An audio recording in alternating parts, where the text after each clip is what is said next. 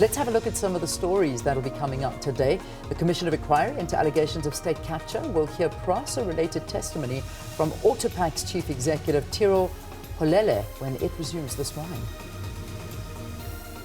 The Department of Communications and Digital Technologies is expected to brief Parliament on the spectrum policy with specific reference to data costs. Sure. All right, and then power utility Eskom implementing stage 4 load shedding from 9 o'clock this morning. Stage 3 seems to have disappeared, hasn't it?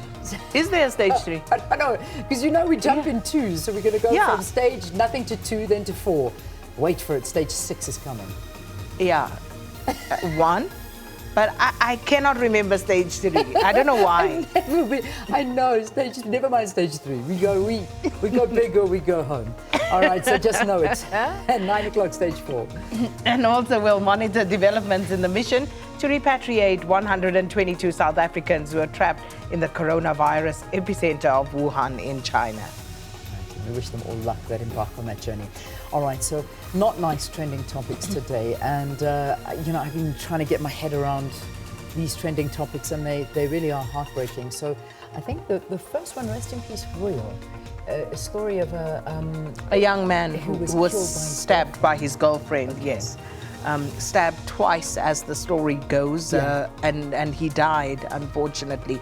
And the thing about R.I.P. Vuyo is that people are saying, when we talk about gender-based violence, we tend to have a bias towards women being the victims, whereas in instances like these, men are also killed by their intimate partners, and we don't make enough of a hoo-ha when these sort of incidents happen, that we should highlight them equally, that when it comes to intimate partner violence, sometimes men are on the receiving end of that. And this is so true, because it really has opened up a big conversation on Twitter right now, and it doesn't matter in which direction it turns.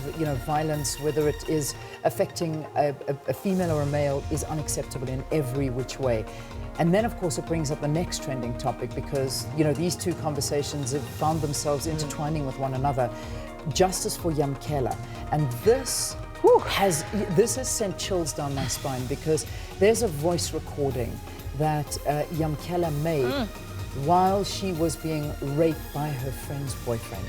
And, like a lot of people are saying, if it wasn't for that voice recording, people would have just said, she was out there, messing around with her friend's boyfriend or whatever. But the reality is that so many people are just saying, I finally now know what rape sounds like. It is so sensitive. So just a warning, if you are planning on listening to it.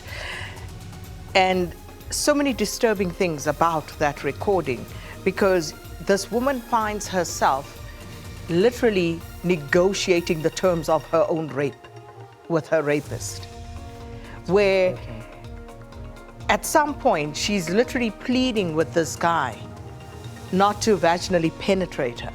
It's horrifying. Yeah. It's absolutely horrific. It's a disaster. It really, really is something that you don't want to hear. I mean, I actually couldn't listen to the whole thing. I in fact started it and stopped it straight away, because you don't want to find yourself in that position. Never mind, even listening to it is hard. But this is the harsh reality of what happens. And so this is the story that's going on. And the guy's name is Sianda Viper Mtenge.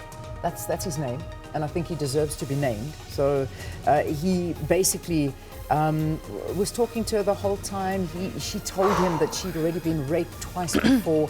Please don't do it. I mean, it's just become one of the most devastating issues that our youth have to fight against these days. Well, not only the youth, everybody, the women of South Africa have to fight against. But this is the big conversation that is happening there. So you'll be able to read those threads. And then the final trending topic, I think, is Bernie Sanders. And this is the Super Tuesday 2 that's taking place. And unfortunately, Bernie Sanders is not looking good right now. Michigan, it looks like it's gone Joe Biden's way. and a whole bunch of them. He's just won a few in Mississippi as well. So the reality is that this is again just showing the strength of Joe Biden. And Bernie, who knows what's going to happen. But Bernie's not giving up, but he has had to cancel his Cleveland rally because of the coronavirus outbreak. But that's what that's about, the primaries in Michigan yesterday. Right, that's it for those regular features.